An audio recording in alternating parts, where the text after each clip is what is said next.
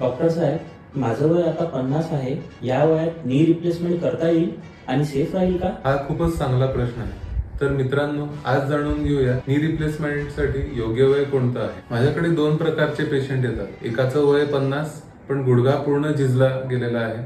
X ray मध्ये हाडाला हाड घासलं जात आहे.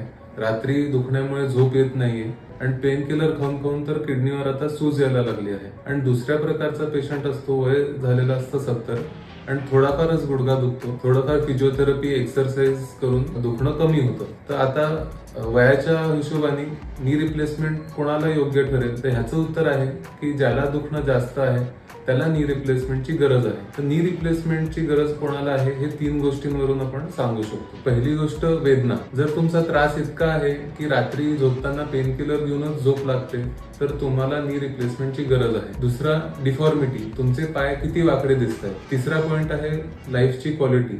या दुखण्यामुळे तुमचं नातवंडांशी खेळणं बंद झालं आहे का? तुम्ही बाहेर जाणं बंद केलं आहे का? जर या 3 पैकी 2 जरी खऱ्या असतील तर हे वय योग्य आहे. म्हणून प्रश्न वय किती आहे नसून तुम्हाला गुडघ्यांचा त्रास किती होतोय हा आहे.